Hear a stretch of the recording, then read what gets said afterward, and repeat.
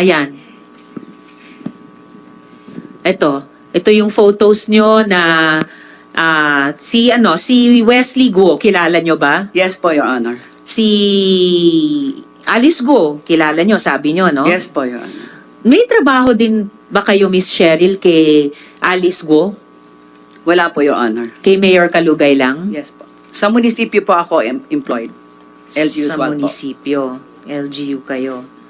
Ano pong sakop ng trabaho nyo kay Mayor Kalugay? Mga bagay pang LGU lamang ba? O kahit mga personal or business matters ay iniutos din sa inyo ni Mayor? Minsan po, pero talaga sa pagiging empleyado lang po ako. Ano po? Empleyado lang po niya ako. Yun na nga po. Pero empleyado sa LGU lang ba? Or empleyado din ba sa personal and business matters?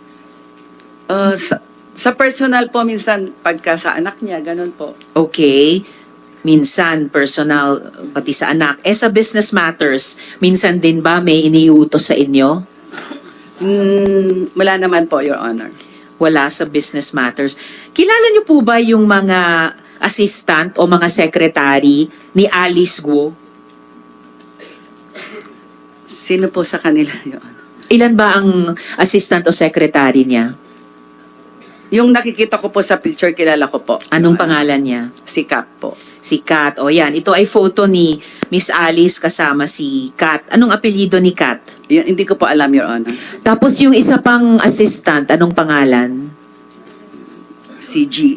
Si G. Anong ang apelyido ni G? Hindi ko po alam, Your Honor, yung mga Hindi nyo apelyido. alam. Alam mo yung telephone numbers nila? Kasi Si Kat- nakuha na Kat lang namin po. yung dalawang pangalan nila at numbers. Si Kat lang po, Your Si Kat. Okay. I-provide nyo please sa komite yung telephone number ni Kat. Dahil sa previous hearing ay nalaman na namin yung first name niya at kinokontakt namin sila. Pahingi din ng, i-corroborate ko lang kung yung nakuha naming numbers earlier, at least yung kay Miss Kat, pakibigay nyo rin sa komite. Alright? Yes po, Your Miss Honor. Cheryl. Madam Chair. Salamat po. Yes, bago ko lang tawagin si SP Pro Temp, quickly lang bago ko tawagin si SP Pro Temp at matapos ako kay Miss Cheryl. Miss Alice, ano pong full names ni na Kat at G? Mic nyo please. Si G po, alam ko po si G Pepito. G Pepito at si Kat. Si Kat Salazar. Kat Salazar. Alright. Meron din kayo sigurong telephone numbers nila, Miss Alice? Madam Chairman, wala na po akong cellphone. Wala na kayong cellphone. Pero nasa cellphone nyo na, probably nasa PNP? Wala Yung na rin telephone po. numbers nila. Nasaan yung cellphone nyo? Yung cellphone ko po, wala na po. Nasaan na nga po? Wala na po. Few months ago pa po. Paanong nawala sa inyo yung cellphone nyo a few months ago? Nung, kinuha po nung lady po na kasama po namin. Okay. Opo. How convenient. Pero sige. Sorry? Oo. Okay. So, lastly, kay Miss Cheryl, kailan mo naman nalaman na wala na sa Pilipinas si Miss Alice? Yung lumabas po yung balita po. Kailan po yon? Kailan niyo po nabalitaan sa balita? Yung naglabasan na po sa mga dyaryo po, na wala na po siya dito. Anong buwan po yon na nabalitaan niyo sa mga dyaryo? Ito na lang pong August yun po, Your Honor. August, okay. And then lastly kay Miss Cheryl sa ngayon, nautusan ba kayo na iproseso yung pagpapanotaryo sa affidavit ni Miss Alice nung August 14 na submission? Kayo ba ay nautusan para doon? You are under oath, Miss Cheryl, Yes ha? po. Sino pong nag-utos, Your Honor? Ay, no. Kami pong magtatanong sa inyo. Inutusan po ba kayo na iproseso yung pagpapanotaryo sa affidavit ni Miss Alice para sa August 14 na submission niya? Wala pong nag-utos sa akin, Your Honor. You are under oath, Miss Wala Cheryl. po. Pero ginawa mo ba? Yes Pinanotaryo nyo ba? Hindi po ako nagpanotaryo. You just said yes po. Hindi po. Ano yung niyasan nyo kanina? Hindi po ako nagpanotaryo, Your Honor. Hindi kayo nagpanotaryo na affidavit. Yes po, Your Lastly, you are under oath, Miss Yes po, Cheryl. Your Honor. Alright. Sa ngayon, balikan ko na lang si Miss Alice. Oo. Dalawa na lang tanong sa iyo sa ngayon mula sa akin, Miss Alice, bago ko buksan sa mga kasama kong senador. Alice, actually, ang dami kong naiwang mga tanong sa iyo dati. dahil di ka na sumipot sa mga nakaraang pagtawag namin sa iyo. I'd like to ask you about some others of your associates. Si Yu Zhengkan, incorporator ng Hongsheng Gaming. Kilala mo ba siya, itong si Yu Zhengkang? Mike, please. Your Honor, yung incorporator po ng Hongsheng Yes. na Yu Cheng Kan, Yes. na-meet ko po siya before. Okay, na-meet mo siya. Apo. And I'm sure, alam mo na yung Hongsheng, ang pogo sa Bamban na pinalitan ng Zunyuan matapos ito ma-raid ng PAOK. Ito yung company na finacilitate mo para makakuha ng lono, yung letter of no objection. Kilala mo din ba si Hong Jiangyang, na kapatid ni Michael Yang? Hindi ko po siya kilala. Kasi may shared bank account sila ni Yu Zhengkan na na-meet mo na. Si Yu Cheng Kan, na-meet ko na po. Pero yung Hong po, hindi ko pa po siya na-meet. Kilala mo naman ba si Michael Yang? Hindi ko rin po siya kilala, hindi ko pa po siya na-meet. Mhm. How about si Gerald Cruz? Kilala mo ba? Gerald Cruz po. Gerald Cruz. Wala po. Kilala mo ba siya? Wala po. Hindi. Alright. At this point, buksan ko na muna. Sandali lang. Huling tanong pala dun sa aking para sa iyo ngayong araw. Opo. Miss Sheila, sino po si JP Samson? JP Samson. Meron kayong shared bank account sa kanya, di ba? Miss Alice? Opo, si JP po, kaibigan ko po. Meron po kaming second car na shop po dati. Okay. Opo. And meron kang shared bank account sa kanya, tama? Dati po para sa mga ng mga second hand cars po. Okay. Hanggang kailan itong shared bank account nyo ni JP Samson? Hindi ko na po maalala po yung exact date po, Your Honor. Bandang anong taon? Hindi ko na po maalala, Your Honor. Few years ago or many years ago? Few years ago po. 1 year, last year, 2 years ago, 3 years ago? Baka more than 3 na po. So mga 4 years ago. Hindi pa ako sure sa exact po, Your Pero mga 4 years ago. or baka baka more than 4 or more than 5 po. Matagal na po talaga. So 4 to 6 years ago. Opo. Bakit nyo sinara yung joint bank account nyo ni JP Samson? Wala, na po. Hindi na po ginagamit po. Dahil, Hindi na po ginagamit po. bakit hindi na ginagamit? Ang doon sa second hand cars po kasi per commission per unit lang naman po siya eh. Parang pang display lang po ganun. So nung wala na pong transaction, wala na po. Si JP Samson din ang nagpakilala sa iyo kay Nancy Gamo, no? Dahil siya dati ay nagtatrabaho sa Baliwag. Opo. Yes, empleyado siya doon dati. At nabanggit din ang pangalan niya nung isang hearing ng Subcommittee on Justice naman as having booked the Emon Pulo Hotel with Emon Ronquillo. It seems na si JP Samson nagpa-fraternize quite a bit with high officials in the PNP. May isang photo kami dito. Oh, at ipapatawag namin din si JP Samson sa susunod na hearing. Si JP Samson ay yung nakaupo. Ayan po, yung nakaupo. So, ang nasa kaliwa niya ay si PNP Police General Karamat. Then, yung nasa kanan ay si Mayor Kalugay. I'm sorry.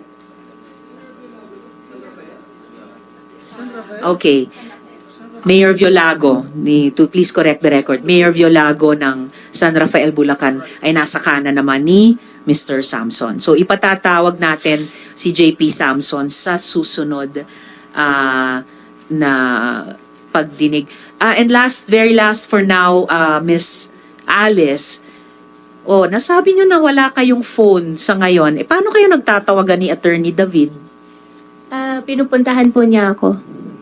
No, pinupuntahan kayo Opo, doon sa PNP Custodial po. sa PNP Custodial. Opo.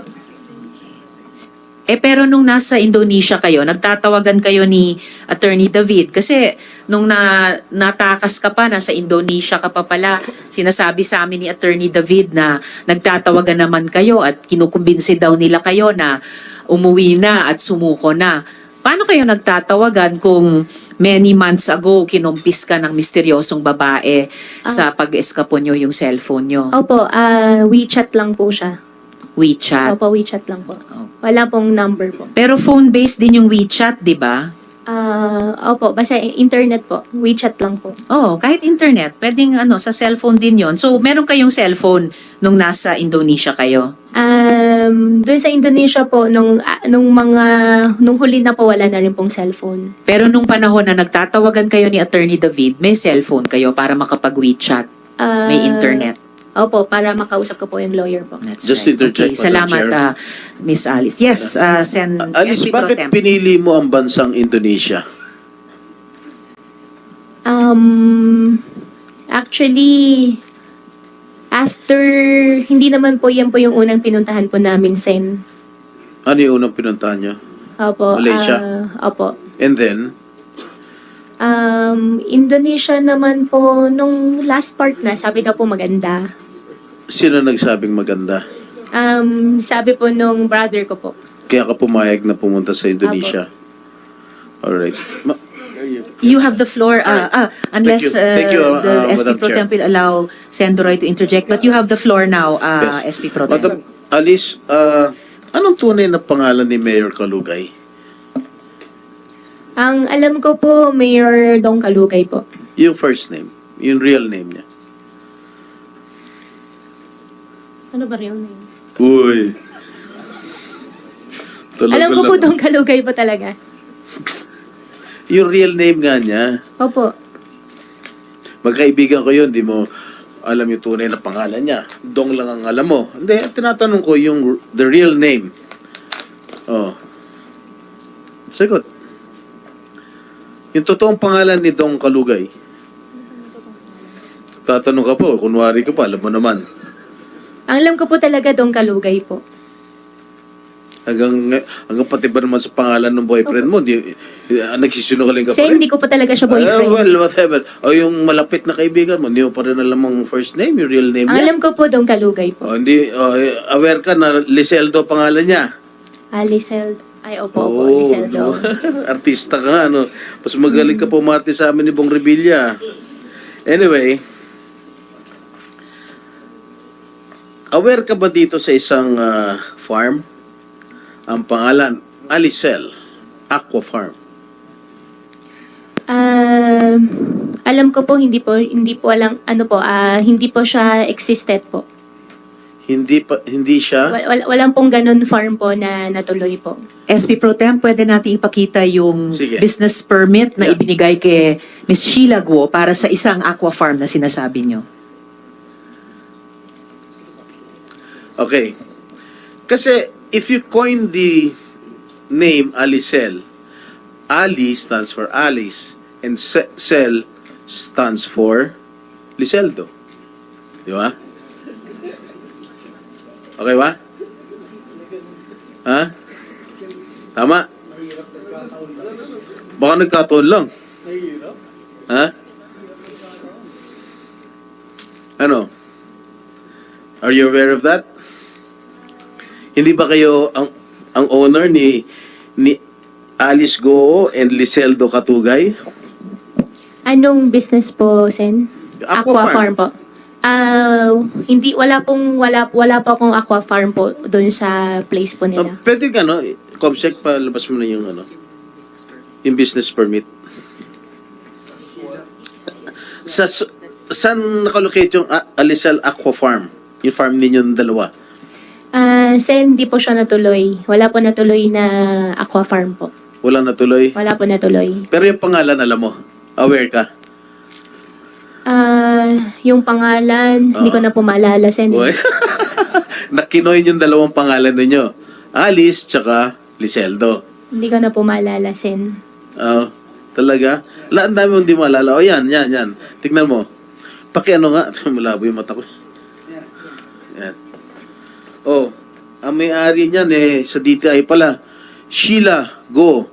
But I heard that Sheila Go denied owning this piece of property or farm. Hindi po siya Madam natuloy. Chair, if I may, Madam Chair, if I Yes, recall it right, Sen. Madam Chair, Joel. for the information of the body, I don't think Sheila Go denied it. She was just saying, Madam Chair, na she doesn't know anything about it Okay. because, and I quote, Madam Chair, and the records will bail me out, she was asked by Gua Huaping, aka Alice Go, to sign these documents, Madam Chair. She was asked by Alice Go to sign these documents. And so, siya yung nagpapirma kay Sheila Go ng mga dokumento dito sa Alicel Aqua Farm, Oh, Madam Chair. based on the That's right, statements of SP Pro Tem. Senator Joel, do you confirm it na ikaw nagpapirma kay Sheila Go nitong dokumentong ito? Your Honor, Hindi mo malala. honestly, may ganun proposal pero hindi ko na rin maalala na natuloy. Opo. Hindi mo na kasi Pero dito yun, farm pa, wala sa na po hearing- natuloy dito yung sa farm. hearing ng last hearing ng committee ni Senator Risa, sinabi ni Senator Joel na sinabi ni Sheila Go na ikaw nagpapirma nitong particular na dokumentong ito. So you know that this is existing. Sen, ano po siya, siguro doon sa application po, pero yan Yes. po parang DTI certification na po siya. Is it true that you asked Sheila Go to sign this document to make it appear that she owns this farm? Sen, ano po siya, kung di po ako nagkakamali, certification na po siya. Doon po siguro sa DTI. registration po. Ano ba ito? Single proprietor? Huh? Kasi DTI lang to eh. Pero walang pong ganun na existing na na farm. So sabihin mo, sinabi mo hindi natuloy itong nasimulan yung establish itong Alicel Aqua Farm. Sa inyo dapat ito ni Mayor Calugay, no? Ano ba ito? Magiging bangus farm ba ito? Hindi, ano lang po yung proposal lang po. Kaya anong klaseng proposal? Proposal na gusto kong mag-farming. Pero hindi naman po kasali dyan si Mayor Calugay. Gaano kalaki ito? Mag-uumpisa po sana kami sa 2 cage po dapat. Cage. Opo. So kaya gaano nga kalaki itong farm na ito? Hindi po siya natuloy, kaya... Oo nga, wala po. gaano nga kalaki? Siyempre alam mo, kahit hindi natuloy, alam mo kung gaano kalaki. Mag-uumpisa po dapat. Ha? Mag-uumpisa po dapat sa inyo. Saan located to? Saan ang lokasyon? Dapat po mag-uumpisa po sa Sual, pero hindi po siya see? natuloy. Kaya nga, sa Sual pa rin. Opo, pero hindi po siya natuloy. Ha? Hindi po siya natuloy. Bakit ba ginigit mo sa amin na hindi natuloy? At tinatanong ko lang, sino nag-coin ng pangalan? Tignan niyo po, wala naman po. Uy, hindi mo alam kung sino nag-coin ng pangalan? Wala kang participation sa pangalan ng ano? Wala naman farm? po. Wala naman po. Ha? Wala Diba, naman very po. obvious naman. Alicel. Alice, A-L-I, tapos Cel, Liceldo. Oh. Oh, di ba? Ano? Ay, po rin mamin. Na malalim ang pagkakaibigan ninyo. At itong pagkakaibigan ninyo, ito yung ito yung tumutulong sa lahat ng mga aktibidades mo. Siya hindi naman po, wala naman po siyang tinutulong po Anyway, sa akin. Alice, we'll find it out if when Mayor Calugay appears in the next hearing. Opo. Okay, if I may continue, Madam Chair, I'd like to ask questions to the former mayor of Bamban.